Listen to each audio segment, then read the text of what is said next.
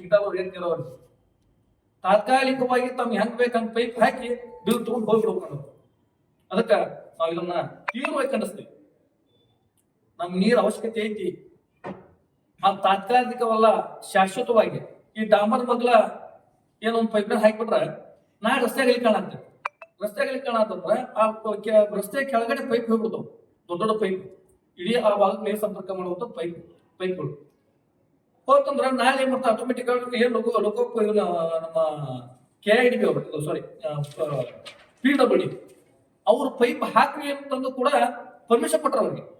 ಇಲ್ಲಿಗಲ್ಲ, ಕಾನೂನಿಗೆ ವಿರುದ್ಧವಾಗಿ ಅವರೇ ಮಾಡಿರುವಂತ ಏನೊಂದು ಏನ್ ಪ್ರಕಟಣೆ ಅಂತಲ್ಲ, ಸುತ್ತೋಲೆ ವಿರುದ್ಧವಾಗಿ ಅವರಿಗೆ ಆದೇಶನ ಕೊಡ್ತಾರೆ, ಏನ್ ಪೈಪ್ ಹಾಕಿರಿ ಅಂತ. ಯಾವ ನ್ಯಾಯ? ಅದಕ್ಕೆ PWD ಇಲಾಖೆ ಅವರು ತತ್ಕ್ಷಣ ಎಚ್ಚೆತ್ತುಕೊಂಡು ಏನೊಂದು ಅನುಮತಿ ಕೊಟ್ಟಿದ್ದೀರಿ, ಕೂಡಲೇ ರದ್ದುಪಡಿಸಬೇಕು. ನಿಮ್ಮ ರಸ್ತೆ ಮಧ್ಯಭಾಗದಿಂದ 40 ಮೀಟರ್ ಬಿಟ್ಟು ಆ ಪೈಪ್ಗಳನ್ನ ಹಾಕ್ಬೇಕು. ನಮ್ಗೆ ರೈತರಿಗೆ ಶಾಶ್ವತವಾಗಿ ನೀರಿನ ವ್ಯವಸ್ಥೆ ಕಲ್ಪಿಸ್ಬೇಕು. ಜೊತೆಗೆ ನಮ್ಮ ಧನ್ಯದುರ್ಗಮ್ಮ ಏನ ಹೆಸರುವಾಸಿಗಿರುವಂತ ನಮ್ಮ ಬಿಟಿಗೆರೆ ಭಾಗದ ಧನ್ಯದುರ್ಗಮ್ಮ 4 ಸಂವತ್ಸರದಲ್ಲಿ ಇರುವಂತದ್ದು. ಆ ಧನ್ಯದುರ್ಗಮ್ಮ ಸುಮಾರು 150 ರಿಂದ 60 ವರ್ಷದ ಆ ಧನ್ಯದುರ್ಗಮ್ಮನ ಹಿಂದಿರುವ ಗಿಡ ಏನ್ ಬೇವಿನ ಗಿಡ 50 ರಿಂದ 60 ವರ್ಷಕ್ಕಿಂತಲೂ ಹೆಚ್ಚು ಆಯುಷ್ಯ ಹೊಂದಿರುವಂತಹ ಗಿಡ ಅಂತಂದು ನಮ್ಮ ಅರಣ್ಯ ಇಲಾಖೆ ಅವರು ಸರ್ಟಿಫಿಕೇಟ್ ಕೊಟ್ಟಿದ್ದಾರೆ. ಒಂದು 50 ರಿಂದ 60 ಹೆಚ್ಚು ಕಡಿಮೆ ಒಂದು 200 ವರ್ಷ ಗಿಡ ಆಯ್ತಂದ್ರೆ ಅದ್ರ ಬೇರುಗಳು ಸಾಕಷ್ಟು ಪ್ರದೇಶದೊಳಗೆ ಹಂಚಿಬಿಟ್ಟಿರ್ತವೆ. ಹಂಚಿದಾಗ ಇವರು ಹನಿ ನೀರಾವರಿಗಳು ಆ ಗುಡಿಗೆ ಹೆಚ್ಚೆ ಅಂದ್ರೆ ಕಟ್ಟಿ ಐತಲ್ಲ, ಕಟ್ಟಿಗೆ ಹೆಚ್ಚೆ ಗುಡಿ ಬೇವಿನ ಗಿಡದ ಬೇವಿನ ಮರದಿಂದ 4 ರಿಂದ 5 ಫೂಟ್ ಬಿಟ್ಟು ನಾವು 20 ಫೂಟ್ ಡೀಪ್ ಆಗಿ ಅದನ್ನ ತೆಗೆದು ದೊಡ್ಡ ದೊಡ್ಡ ಪೈಪ್ ಹಾಕಿ ಹೋಗ್ತೀವಿ. ಅಂದ್ರ ಇದು ಆಷಾಢಕ್ಕೆ ಗಾಳಿ ಸಾಕಷ್ಟು ಗಾಳಿ ಬೀಸ್ತೈತಿ. 20 ಫೂಟ್ ಡೀಪ್ ತೆಗೆದು ಪೈಪ್ ಹಾಕೋದ್ರಿಂದ ಇನ್ಬ್ಯಾಲೆನ್ಸ್ ಆಗಿ ಗಿಡ ಬೀಳೋ ಚಾನ್ಸಸ್ ಐತಿ. ಗಿಡ ಬಿತ್ತಂದ್ರ ನಮ್ಮ ಭಾವನೆಗಳಿಗೆ ಧಕ್ಕೆ ಆಗ್ತದೆ. ಇವ್ರ ಉದ್ದೇಶ ಯಾವುದು ಸಾರ್ವಜನಿಕರ ನಿಜವಾಗ್ಲೂ ಫಲವತ್ತಾದ ಭೂಮಿ, ಅದು ನರಸಾಪುರ ಸರದ್ದು. ಈಗಾಗಲೇ ಈ ಹಿಂದ ಆಸ್ತಿ ಕಳ್ಕೊಂಡು ಅಲ್ಪ ಸ್ವಲ್ಪ ತುಳು ಭೂಮಿ ಇಟ್ಕೊಂಡು ನಮ್ಮ ರೈತರು ಬದುಕಿದ್ದಾರೆ. ಅದನ್ನು ಕೂಡ ನಾವು ಪಡಿಸ್ಕೊಂತೀವಿ ಅಂತಂದ್ರ ಆ ಭಾಗದ ರೈತರ ಪರಿಸ್ಥಿತಿ ನಾವು ಏನ್ ಹುಟ್ಟಬೇಕು, ಏನ್ ಬೆಳಿಬೇಕು.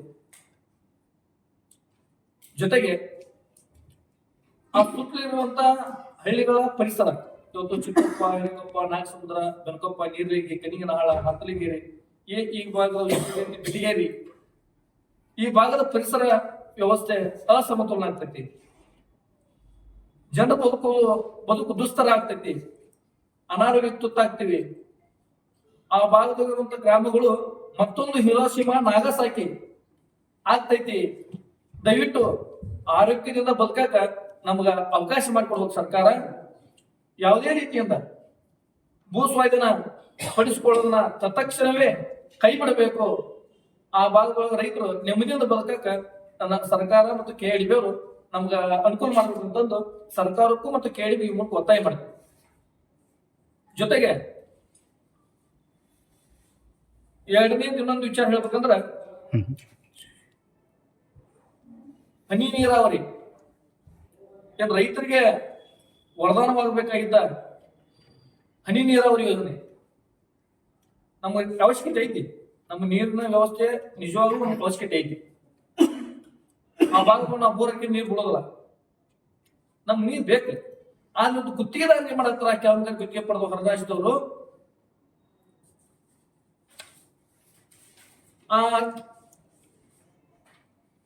ಗದಗದಿಂದ ಪಾಲಾಬಾದನ್ನು ಸಂಪರ್ಕಿಸುವ ರಾಜ್ಯ ಹೆದ್ದಾರಿ ಏನೊಂದು ಇಂಡಿಯನ್ ರೋಡ್ ಕಾಂಗ್ರೆಸ್ ವಿಶೇಷ ಪ್ರಕಟಣೆ 15 ರಾಜ್ಯ ಹೆದ್ದಾರಿ ಅಕ್ಕಪಕ್ಕಗಳಲ್ಲಿ ಅನಧಿಕೃತವಾದ ಯಾವುದೇ ಕಾಮಗಾರಿಯನ್ನ ರಸ್ತೆಯ ಮಧ್ಯಭಾಗದಿಂದ 40 ಮೀಟರ್ ಒಳಗಡೆ ಯಾವುದೇ ಕಾಮಗಾರಿಯನ್ನ ಮಾಡಬಾರದಂತ ಇದು ಕೇಂದ್ರ ಸರ್ಕಾರ ಏನ್ ರೋಡ್ ಕಾಂಗ್ರೆಸ್ನವರು ಏನೊಂದು ಘೋಷಣೆ ಮಾಡಿದ್ದಾರ ಈ ಘೋಷಣಾ ಪತ್ರ. ಇದರ ವಿರುದ್ಧವಾಗಿ ಡಾಂಬರಿ ಹೊಂದಿಕೊಂಡ ಅವರಿಗೆ ರೈತರಿಗೆ ಶಾಶ್ವತವಾಗಿ ನೀರು ಕೊಡುವ ಉದ್ದೇಶ ಇಲ್ಲ.